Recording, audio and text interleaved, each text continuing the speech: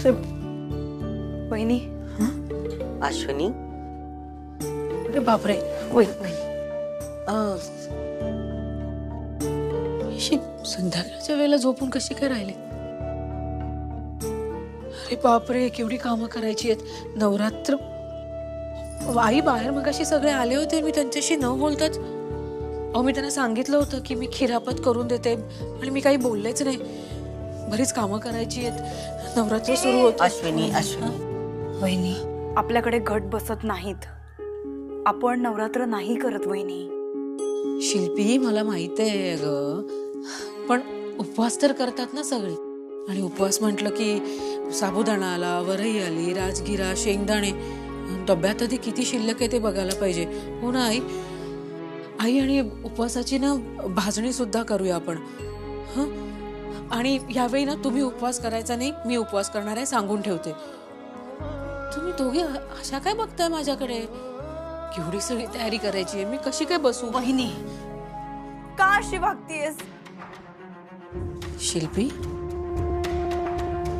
मला सांग, तू तुझ्या गोळ्या घेतल्यास? एवढी चिडतेस का तू? बरोबर, त्यामुळेच असं होतंय. अगं काही खाल्लं नसशील, चेहरा बघ किती पेल दिसतेस ती. मी तुझ्यासाठी ज्यूस किंवा काहीतरी खायला करून आणते. अगं तू जाऊ दे मला. बस तू कुठे गेली होती? आणि तुला मी सगळी जळमट साफ करायला सांगितली होती, पंखे पुसून ठेवायला सांगितले होते मी. अगं बाबा यायच्या अगोदर ना सगळं घर कसं लख्ख झालं पाहिजे. आणि श्रेयस येणार आहे? आहे असं का विचारताय? माझी खात्री आहे नवरात्र सुरू झाली ना की आपले सगळे प्रॉब्लेम सॉल्व्ह होतील. सगळं काही छान होईल बघा. आई तू गोळी दे तिला. गोळी आता ही कसली गोळी? वयू अगं तुला चक्कर आलेली म्हणून डॉक्टरने दिली. अरे बापरे, म्हणून मी अशी झोपून राहिले का? मला कळलंच नाही ग मी कशी झोपले.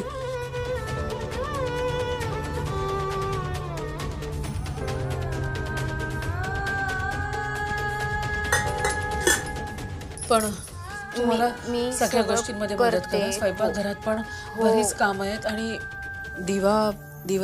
दिवा पण घासायचे. आई तू आराम कर, मी सगळी कामं करते. हा मी पण आई तुम्ही वहिनी होतंय मला. वहिनी तू पड बरं. हा तू पड जरा. खूप काम आहेत अगं. होतील सगळी कामं. अगं खूप नवरात्र जवळ आली, सगळ्या गोष्टी करायच्या. त्या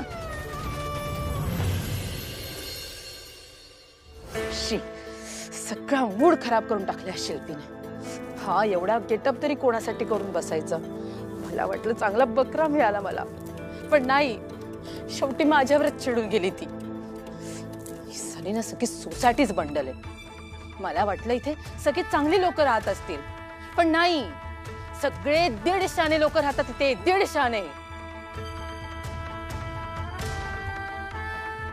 पुढच्या वाचस्पती आता तुम्हालाच काहीतरी करावं लागणार. तर ती शिल्पी तर गेली चिडून. ती काय आता स्वतःहून इथे याचं नाव घेत नाहीये. मग आता तुम्हालाच काहीतरी सोल्युशन काढून तिच्या घरी जावं लागणार आहे. कारण मला तर पैशांची गरज आहे. ते पैसे मला शिल्पीकडून मिळणार आहे. ऊर्जा वाचस्पती, आता मिशन शिल्पीचं घर. बाबा, बाबा एक मिनिट. बाबा तुम्ही आत नका येऊ. मी आणि बबन आत जातो. तुम्ही इथेच थांबा. विद्युत टीव्हीवर न्यूज बघितली ना, तेव्हाच आज काय परिस्थिती असेल याचा अंदाज आला मला. आणि एक लक्षात ठेव, ज्याला बघायला आलोय ना आपण, तो माझा मुलगा आहे.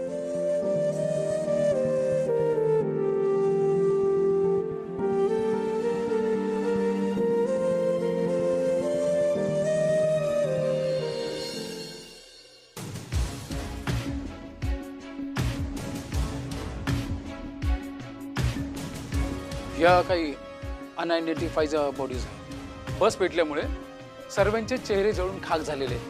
तुम्हाला जर ओळख पटत असेल तर बघा. आणि काका तुम्ही प्लीज बाहेर थांबाल का? नाही मी मी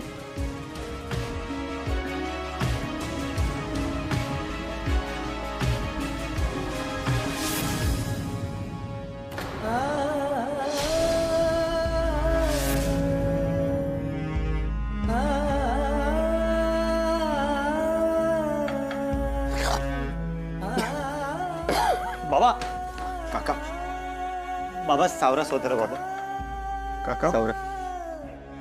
काका तुम्हाला सांगत होतो आतमध्ये नका येऊ. बाबा प्लीज काळजी घ्या बाबा. कसं झालं रे विद्युत? मी माझ्या मुलाला माझ्या डोळ्यासमोर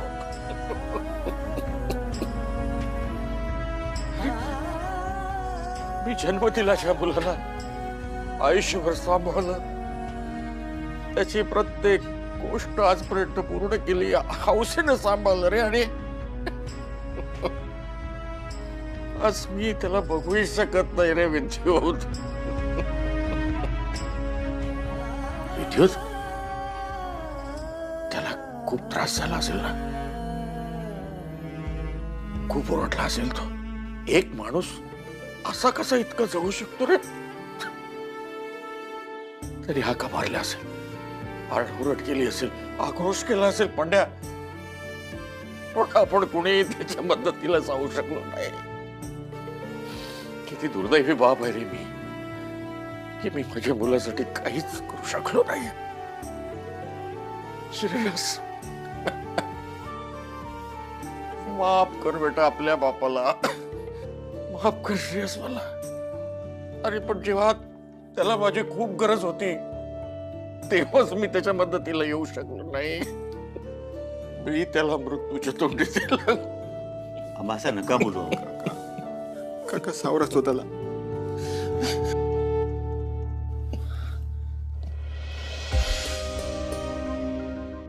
म्हणून सांगत होतो सर, बॉडी आयडेंटिफिकेशन साठी येऊ नका. आपल्या माणसाला अशा अवस्थेत बघणं फार अवघड असतं. आणि तरी जर तुम्हाला बॉडी ताब्यात घ्यायची असेल तर मला सांगा, मी तशी प्रोसिजर सुरू करतो. इन्स्पेक्टर साहेब भाऊ काहीच ओळखता येत नाही. ज्याला आम्ही घेऊन जाणार आहोत तो श्रेयस आहे की नाही हेच आम्हाला माहित नाही, तर कोणाला घेऊन जाऊ आम्ही?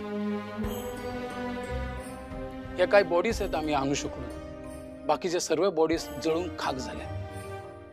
आणि जर या बॉडीज आता ओळखून जर कोणी ताब्यात नाही घेतलं तर आम्हाला आमच्या पद्धतीनं अंत्यसंस्कार करावे लागतील.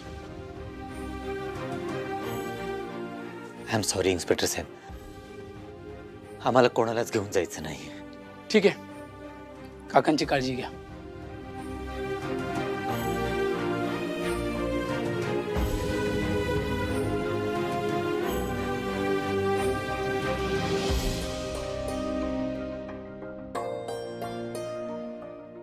हा प्रकार ताईला सांगता येण्यासारखाच नाहीये, पण मी तिला सांगू तरी काय?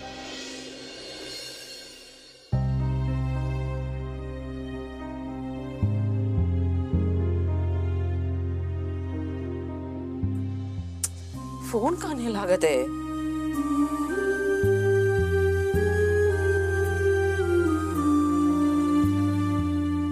अहो ऐका ना, हा मेसेज मिळाल्यावर ना तुम्ही लगेच फोन करा.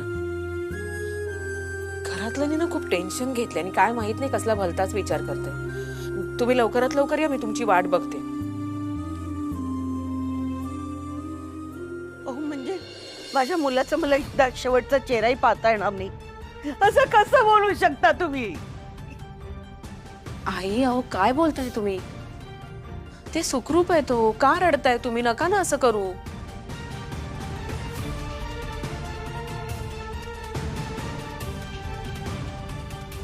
ताई ऐक माझं.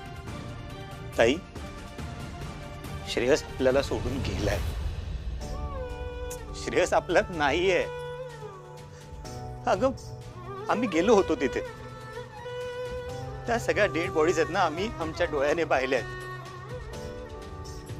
अगं त्या ऍक्सिडेंट मध्ये कोणीच वाचलं नाहीये. आपलं श्रेयस सुद्धा.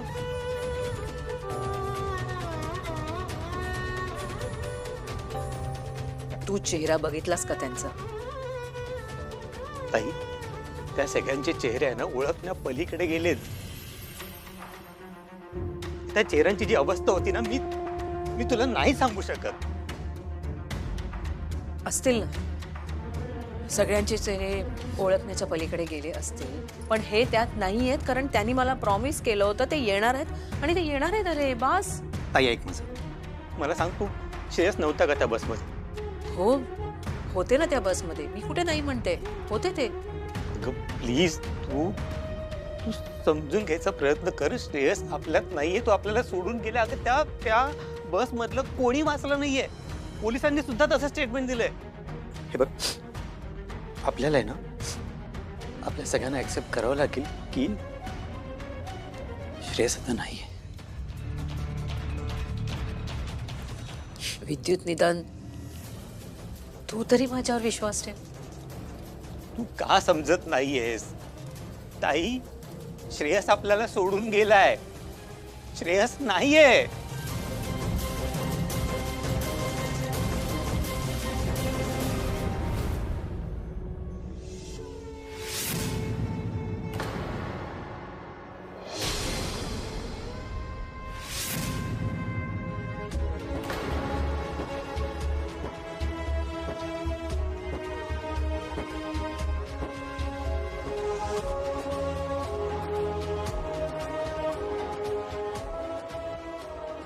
साहेब ठीक आहेत का?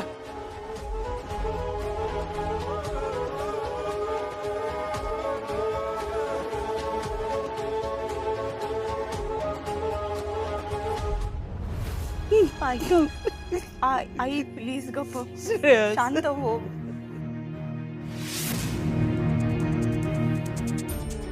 माया, काय करते तू? काय करते? तुम्हा सगळ्यांना किती वेळा सांगितलं मी, यांना काही झालेलं नाही, ते सुखरूप आहे, तरी तुम्हाला का कळत नाहीये? आई बघ माझ्याकडे, बघ बघ याच्या फोटोकडे बघ. तुला वाटतंय का तुझे बाबा या जगात नाही असं वाटतंय? वहिनी ऐक. शिल्पी अगं ऐक, मी का तुला तरी कळायला हवं. तिला कळत नाही, तुला तरी कळायला हवं ना ग. ऐक, नका रडू, खरंच नका रडू. त्यांना ना काही झालेलं नाहीये.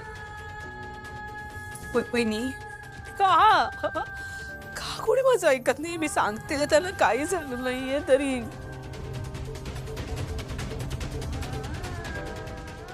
हार नाही, फोटोला हार.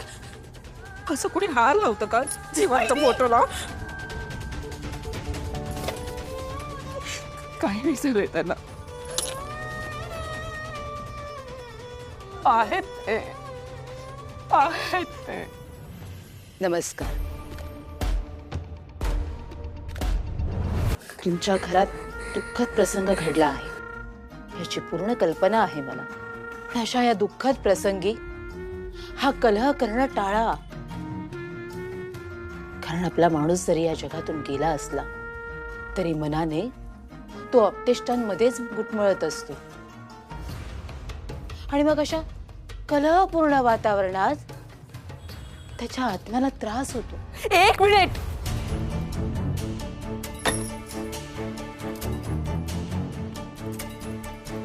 कसला आत्मा? काय बोलताय तुम्ही? आणि तुम्ही ज्या माणसाबद्दल बोलताय ना, तो नवरा आहे माझा. बघताय ना त्याला तिथे, जिवंत आहे तो, त्याला काहीही झालेलं नाहीये. कळलं तुम्हाला? तुमच्या मनाची अवस्था मी समजू शकते. अशा या दुःखद प्रसंगात तुमचं मन सकारात्मकतेकडे जातंय हे चांगलं लक्षण आहे. प्रार्थनाची साथ कधी ना कधीतरी ऐकावीच लागते ना. कोण आहात तुम्ही? आणि काय बोलताय? इथे आमच्या घरात का आलात तुम्ही? तुम्ही निघायत ना तुम्ही. थांब ग शिल्पी. तुम्हाला माझा राग येणं स्वाभाविक आहे. तुम्हाला मी सांगते, निघा इथं, निघा सांगते ना. तुम्ही निघा इथं. काही बोलते ती, म्हणते आत्मा वगैरे. निघा इथं. आई तुम्ही जायचं जिवंत आहेत ते कळलं तुम्ही निघा. ए बाई, तू इकडे का आली आहेस? आधीच तुझ्यामुळे सोसायटीमध्ये वाद चालू आहेत. शेजार धर्म. बास, तू मला अक्कल शिकू नकोस. तुझी आता सोसायटीमध्ये तक्रारच करायला हवीस, समजलं का? चल निघ इथून. सावंत काकू, तुम्ही थांबा. मला बरोबर माहितीये कसं डील करायचं ते. तुम्ही या प्लीज. तुम्ही या म्हटलं ना. आई मी आले. काय बाई आहे आगाऊ, कशाला आली होती इथे काय माहित?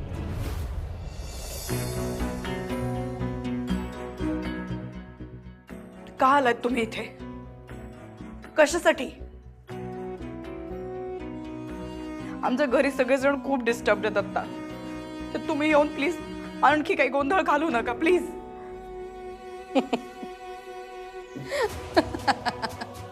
का हसताय तुम्ही?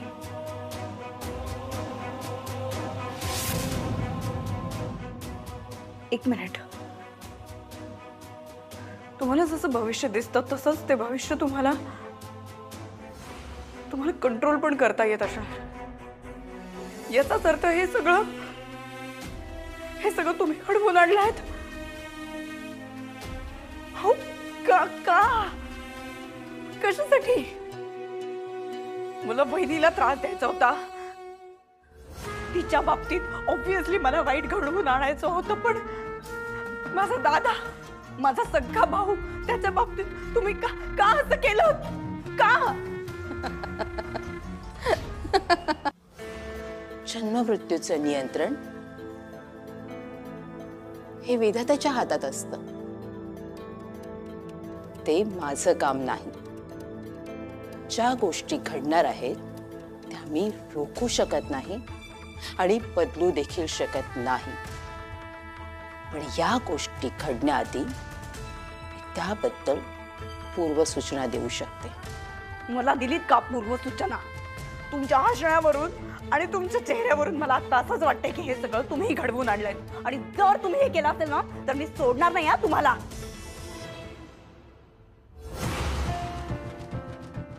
तुझी ही ऊर्जा माझ्यावर खर्च करण्यापेक्षा तुझं विस्कटलेलं घर सावर आणि या डळमळणाऱ्या काळाकडे एक संधी म्हणून पहा. या घरातल्या कर्त्याच्या अनुपस्थितीत तू स्वतः या घराचा कर्ता हो. या घरातली सगळी सूत्र तुझ्या हातात घे. हाच तुझ्या परीक्षेचा काळ आहे आणि जर का या परीक्षेत तू उत्तीर्ण झालीस तर तुझ्या मनातलं इस्पित साध्य होईल. कारण सत्य एकच आहे. मम आत्मना.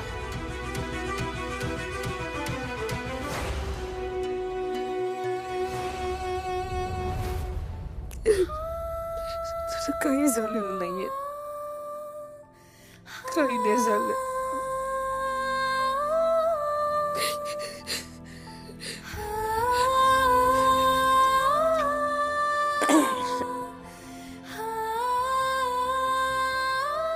आई रडू नकोस ना ग.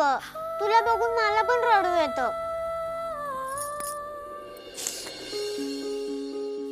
हे बघ, नाही रडणार मी आता. मला माहिती तू रडतेस की नाही. आता एक काम कर, हे लिंबू सरबत पिऊन घे. तू सकाळपासून काहीच खाल्लं नाहीयेस. हो, ऐक ना, तुझ्या बाबांना ना काही झालेलं नाहीये, माहितीये ना तुला. बाहेर सगळेजण जे काही सांगतात ना त्याच्यावर विश्वास ठेवायचा नाहीये. आई मला माहितीये बाबा परत येणार आहेत. त्यांनी मला प्रॉमिस केलंय ना ते गावावरून पटकन येणार. ते माझ्यासाठी गिफ्ट पण आणणार आहेत. तू रडू नकोस ना प्लीज. नाही रडणार. तुला वाटतं ना तुझे बाबा परत येणार आहेत. गो मग हे सगळं तू बाहेर जाऊन सगळ्यांना सांगशील का? सांगशील माझे बाबा परत येणार आहेत, माझ्या बाबांना काही झालेलं नाहीये. तू शांत हो, मी सगळ्यांना सांगेन. पण बाबा जेव्हा येणार तेव्हा सगळ्यांना समजेल ना. हो. आता एक काम कर, तू हा लिंबू सरबत पिऊन घे आणि सगळं संपवायचं. थोडंसं पण नाही ठेवायचं, नाहीतर मी रागवेन. हे बघ, आत्ताच सगळं पिऊन टाकते. हा, गुड गर्ल. संपवलं. आपले बाबा खरंच परत येणार आहेत, हो ना?